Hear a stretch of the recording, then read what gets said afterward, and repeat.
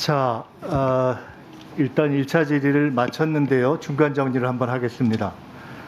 오늘은 아마 대략 예상컨대 1차 질의 후에 증인 참고인이 있는 2차 질의가 있고 아마 종합하는 3차 질의까지는 갈 것 같습니다. 그래서 참고해 주시기 바라고요. 1차 질의에서 여러 의원님들께서 후보자 집중하세요. 거기 뭐에 대해서 지금 하고 있어요?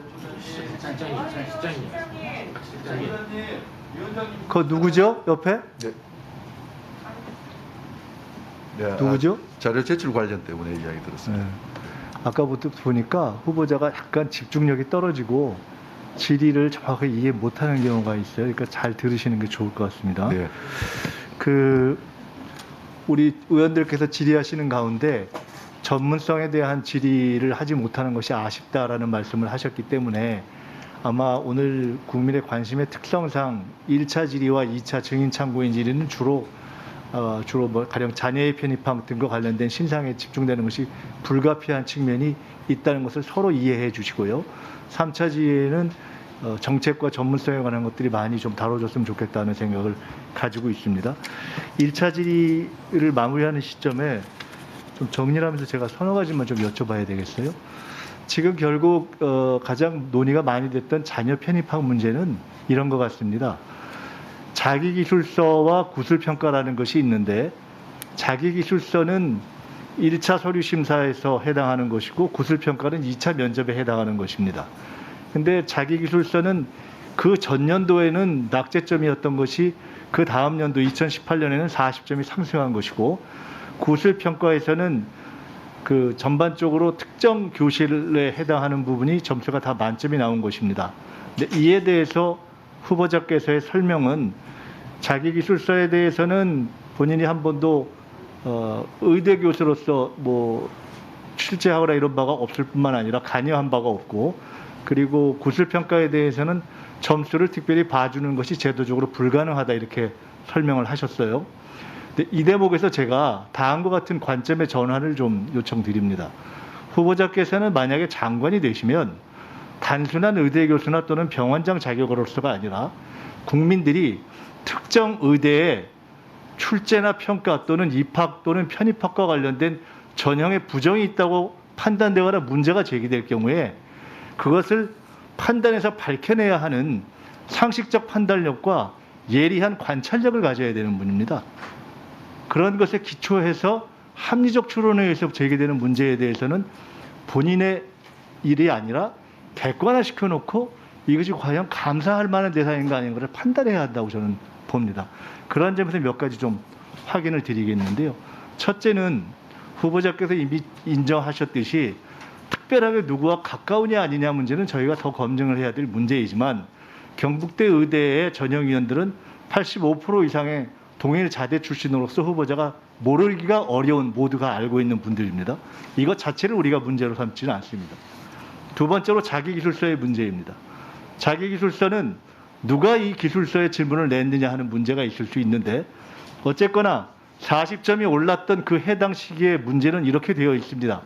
힘든 경험은 무엇이었는가?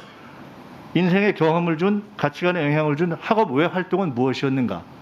가장 인생에 영향을 준 두 권의 책은 무엇이었는가? 이 세 가지 질문이 포함된 자기기술서에서 후보자의 자녀들은 40점을 더 받았습니다. 그런데 지금 위원회에 제출된 경북대 의대에서의 해당 자기기술서에 대한 구체적 항목별 평가 기준은 아래와 같습니다. 이렇게 되어 있습니다. 즉 자기기술서에서 요구하고 있는 내용이 전공과 관련하여 객관적으로 평가된 능력을 가지고 있는가? 의학적 적성은 충분한가? 의학도로서의 발전 가능성이 있는가? 이것을 가지고 자기기술서가 작성되는 질문을 제시하였는가? 라고 묻고 있는 것입니다. 저는 후보자한테 묻고 싶습니다.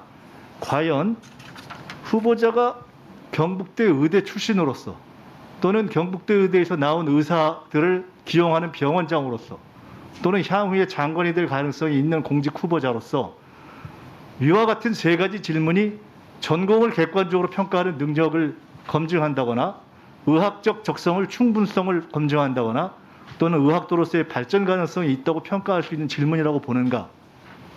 라고 묻는다면 과연 국민 중에 누가 경북대 의대의 자기기술서에서 제기된 이 세 가지의 질문이 전문성을 다루는 것인가라고 인정하겠는가 하는 부분을 아마 참고해서 저는 이후에 증인 참고인 신문에 다뤄주셨으면 좋겠고요. 두 번째 대목은 구술평가에 관한 문제입니다. 구술평가는 후보자께서 말씀하시기를, 저도 지금 오늘 사실은 처음 자료를 봅니다마는 9분의 위원이 6분의 후보자의 자녀를 포함한 6분을 평가한 것을 가지고 만점이 나온 3분의 경우는 후보자의 자녀뿐만 아니라 다른 6명에 있어서도 만점을 4명씩이나 준 후한 채점자였다. 이렇게 지금 말씀을 하신 거예요. 우리 자녀만 봐준 게 아니다. 이렇게 말씀하셨단 말입니다. 그것 자체는 팩트입니다. 그러나 저는 그 수치를 보면서 다른 것을 발견했습니다. 후보자께서도 한번 보십시오. 그리고 다른 위원님들께서 보시기 바라는데, 자, 9명의 위원이 있습니다. 그리고 3명이 만점을 줬습니다. 그 3명은 만점을 후보자의 자녀에게만 준 뿐만 아니라 다른 분들에게도 줬습니다. 그런데 분명한 것은 후보자의 자녀는 그 3분을 포함한 나머지 6명으로부터 다음과 같이 점수를 받았습니다. 1번 17점, 단독 최저점. 2번 19점, 단독 최저는 아니냐 중간점. 3번 17점, 단독 최저점. 4번 17점, 공동 최저점. 5번 17점, 공동 최저점. 6번 17점, 단독 최저점. 3명의 단독 최저와 3명의 공동 최저가 있습니다. 자, 이렇게 받았던 점수가 왜 특정 3인에 의해서만 그렇게 후하게 채점되는 대열에 같이 들어갈 수 있느냐? 합리적인 의심이 너무나 당연한 거 아닙니까? 예, 그리고 위원장님. 잠깐만요. 예. 해서 저는 이 문제는 어쩌면 국민들이 이 문제에 대해서 후보가 관여했냐 아니냐의 여부를 그걸 누가 알겠습니까? 후보와 채점자, 평가위원들의 관계성만 알 수 있는 것입니다. 그걸 우리가 어떻게 확인하겠습니까? 전원이 동창인데, 악의적으로 보면 끼리끼리고 선의적으로 봐도 동창인데, 자, 이것은 검증할 영역입니다. 그리고 문제가 제기되면 감사할 영역입니다. 그러나 그것이 아니라 하더라도 과연 여기서의 평가 기준이 의학적 관점에서 공정한가? 그리고 이 평가들이 운동장 자체가 공정한 운동장이었나에 대해서 문제 제기하는 것이 너무 당연하지 않습니까? 이 부분을 감안해서 이후 증인 참고인 질문 때 위원님들도 좀 점검해 주시고요. 그리고 후보자께서도 안이하게 답변하지 마십시오. 세상에 이렇게 쉽지 않습니다.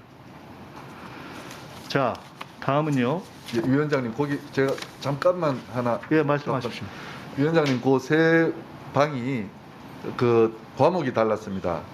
하나는 생물이고요, 하나는 화학이고, 하나는 추론이었습니다. 그래서 생물을 전공한 학생들은 1번 방에서 잘 받게 되어 있고, 화학을 전공한 학생들은 2번 방에서 잘 받게 되어 있고, 생물이나 화학이 아닌 또 다른 뭐 공학이나 이런 쪽 애들은 추론 방에서 잘 받게 되어 있습니다. 그 과목이 달라서 그런 거니까 그 점에서 위원장님 오해가 없으셨으면. 제가 오해인지 아닌지는 감사합니다. 뭐 계속 저희가 점검을 할 일이고요. 아까 후보께서 설명하시기를 5개의 항목을 체크 포인트로 해서 사실상 객관식에 가까운 평가 방식이다 이렇게 말씀하셨는데, 그 또한 저희들이 조금 더 심층적으로 파악할 대목이 있다 이렇게 봅니다. 자, 그러면